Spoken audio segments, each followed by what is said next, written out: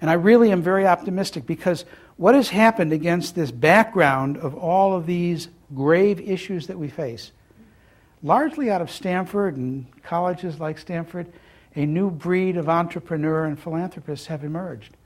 The Pierre Omidyars, the Jeff Skolls, the Mark Benioffs, Larry and Sergey. Where did these people come from? You know, when I was growing up, we didn't have people who would make such a terrific commercial success, and then while they were still young, turn their attention to the big problems of humanity. You live in a very special time.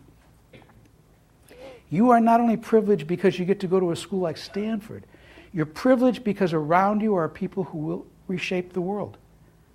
And one person with a great idea can make a Google and a Google.org, and Bill Gates can make the Gates Foundation. This is a time of grave danger, but even more richer opportunities. Well, I'll tell you a little about smallpox because I will never be able to be pessimistic having seen the worst disease in history eradicated. And when I worked in India in 1974, most of you weren't even a gleam in your parents' eyes in 1974, there were 188,000 children who died that year in India. I was in places in Bihar state where the rivers stopped running because of the bodies that were thrown into the rivers. And I've probably seen 5,000 little babies die of this terrible disease, which was the worst disease in history. In the last century, the one that ended 9 years ago, wasn't so far away, 500 million people died of smallpox. That's not a wordo or a typo. 500 million people died of smallpox. More people died of smallpox than any disease in history and in all the wars of history that have been recorded.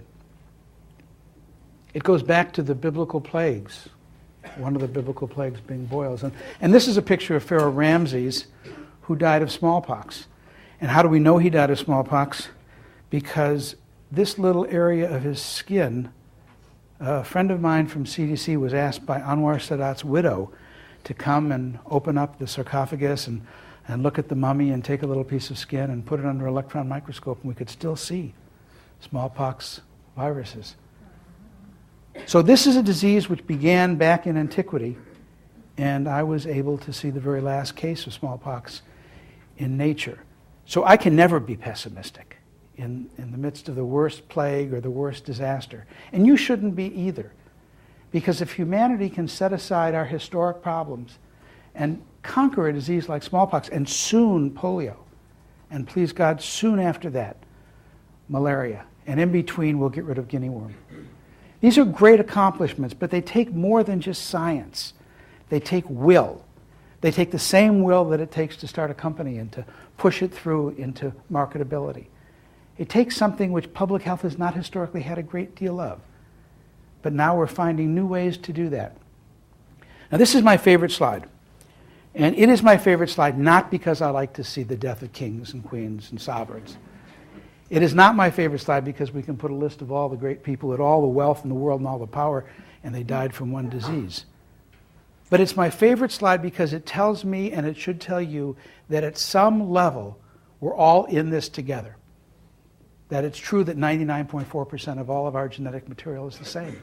That it doesn't matter what race we are, what religion, what national origin. At some level, if you're not vaccinated against a new virus which kills people and you get it, you're going to die. We share that in common. So if we pollute the water, we pollute the air, there's no place to hide. There's no amount of wealth that will allow you to buy your private island. Because these guys have tried it all throughout history, but they died from smallpox. And to get rid of smallpox, it took the largest army in United Nations history. In India alone, we had 150,000 people who went door to door trying to find every case of hidden smallpox. And we visited every house in India every month, regularly for 20 months. We made over 1 billion house calls. Something you won't find too many doctors, even at Stanford, doing, I think. And this is a classic case of smallpox, and I don't put it up here to make you feel bad or turn away. I put it here because it's actually a very mild case of smallpox. It's just to give you an idea of how horrible the disease was. In a bad case of smallpox, which we call confluent smallpox, there will not be a single point on this child's skin where you could put your finger. The fact that there's some isolated areas means this child will live and not die, whereas a third of all kids who got smallpox did die. And this is really an important graph because it's a histogram and it shows you that in 1974 we reached the peak of the most number of cases of smallpox recorded in human history. We had to do that because if we didn't find every case of smallpox at the same time, every virus in the world, on the planet at the same time, we couldn't put a circle of immunity around it and stop that virus from going on to the next susceptible patient. And I put this here just to remind me the number of people who worked from 50 different countries and put down the things that divided them so they could work together on a common cause. And that's what we're trying to do right now in fighting against climate change. That's what we're trying to do right now in fighting against new diseases. We don't have that level of effort yet in trying to bridge the gap between the rich and the poor. We don't have that level of agreement yet on education and how to make new jobs in Africa. But we're just getting started.